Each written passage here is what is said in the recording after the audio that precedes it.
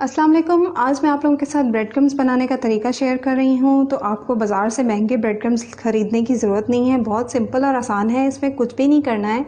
मैं शायद ये शेयर भी नहीं करती क्योंकि इसमें कुछ ऐसा ख़ास करने का है नहीं, बहुत आसान तरीका है। लेकिन बहुत सी रेसिपीज़ में बहुत से लोगों ने मेरे से पूछा कि आप ब्रेड क्रम्स कैसे बनाती हैं, तो इसलिए मैंने सोचा कि आपके साथ इसका तरीका शेयर करूँ। और दूसरा ये कि रमज़ान आ रहे हैं तो रमज़ान में बहुत सारी रेसिपीज़ में ब्रेड क्रम्स का इस्तेमाल होता है, तो इसलिए मैंने सोचा कि मैं आपके साथ इसका तरीका शेयर करूं कि मैं कैसे ब्रेड क्रम्स बनाती हूं। तो ब्रेड क्रम्स बनाने के लिए मैं नॉर्मली क्या करती हूँ कि जैसे ये डबल रोटी के पीसेस हैं, एक ऊपर वाला होता है और एक नीचे वाला। ये नॉर्मली खाए नहीं जाते हैं, कोई भी नहीं खाता है, तो ये बच जाते हैं। तो ये भी ज़ाया नहीं जाएँ और हमारे काम भी आ जाएँ, तो मैं इन सबको फ्रीज़र में जमा करती रहती हूँ। जब ये फ्रीज़र में जमा हो जाते हैं तो मैं इनके ब्रेड क्रम्स बना लेती हूँ। इससे भी ब्रेड क्रम्स बन जाते हैं। और जैसे नॉर्मली रेसिपीज़ में हम डबल रोटी के किनारे जो होते हैं उनको उतार देते हैं, तो उनको भी मैं फ्रीज़र में जमा कर देती हूँ। और जब मुझे ब्रेड क्रम्स चाहिए होते हैं मैं उस वक्त बना लेती हूँ या उनको बना के प्रिजर्व कर लेती हूँ। और अगर दोनों में से कुछ भी नहीं होता तो फिर मैं फ्रेश डबल रोटी के ब्रेड क्रम्स बना लेती हूँ। लेकिन अगर आपको फ़ौरन यूज़ करना है तो बिल्कुल फ्रेश डबल रोटी से बेहतर है कि 1-2 दिन पुरानी ब्रेड यूज़ कीजिए। लेकिन अगर आप बना के इसको प्रिजर्व कर रहे हैं, सेव कर रहे हैं, तो आप ताज़ा डबल रोटी से भी बना सकते हैं। मैं ब्रेड क्रम्स बनाती हूँ तो ब्रेड क्रम्स मैं बनाती हूँ चॉपर में।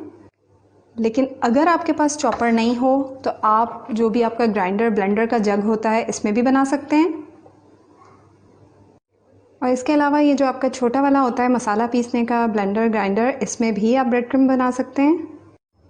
तो अब मैं इनको इस तरह से तोड़ के चॉपर में डाल दूंगी। अब मैं इसको चला लूँगी।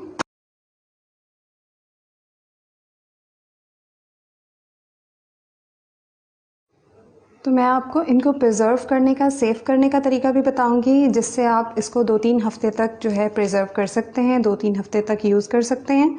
तो ये आप इसको बिल्कुल ऐसे भी यूज़ कर सकते हैं।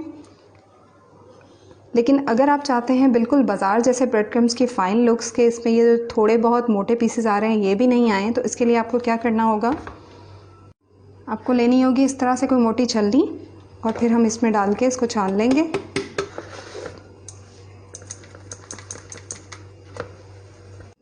तो इस तरह छानने के बाद ये देखें जो मोटे पीसेस हैं वो सब छलनी में आ गए हैं और नीचे जो है बिल्कुल बारीक, बिल्कुल बाज़ार जैसे फ़ाइन ब्रेड क्रम्स जो हैं वो देखें, आप देख सकते हैं कितने बारीक हैं और कोई भी इसमें मोटे पीसेस नहीं हैं। और ये जो छलनी में आया है मोटे पीसेस जो आए हैं इनको मैं दोबारा से ग्राइंड कर लूँगी और दोबारा से छान लूँगी।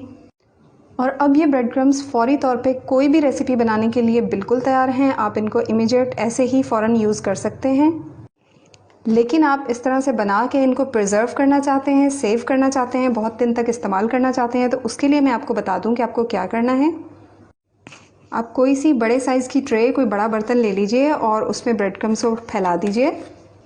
इस तरह से फैलाने के बाद इसके ऊपर आप कोई सा मलमल का कपड़ा डाल दीजिए या कोई सा भी कॉटन का, लॉन का कपड़ा डाल दीजिए और इसको 2 से 3 दिन के लिए आप कहीं भी रख दीजिए सूखने के लिए। और अगर तो ब्रेड क्रम्स की बहुत पतली लेयर में आपने फैलाया है तो आपको ज़रूरत नहीं है, लेकिन अगर मोटी लेयर है तो आप दिन में 1-2 दफ़ा इसको हल्का हिला दीजिए ताकि जो नीचे की जगह गीली है वो ऊपर आ जाए और ये अच्छी तरह खुश्क हो जाए, बिल्कुल ड्राई हो जाए। तो रमज़ान से पहले, रमज़ान शुरू होने से पहले आप इस तरह से पूरे रमज़ान की तैयारी करके रख लीजिए, ज़्यादा सारे ब्रेड क्रम्स बना के रख लें। तो अगर आपने अच्छी तरह से इनको ड्राई किया, इनको खुश्क किया 2-3 दिन तक, तो इसमें बिल्कुल भी मॉइस्चर नहीं रहना चाहिए और फिर आप इस तरह से किसी एयर टाइट बॉक्स में रख के आप इसको अपने किचन काउंटर पे रख के 3 हफ़्ते तक आराम से इस्तेमाल कर सकते हैं। और अगर आप इसको बना के फ्रीज़र में रख रहे हैं तो आप ज़्यादा दिन तक इस्तेमाल कर सकते हैं।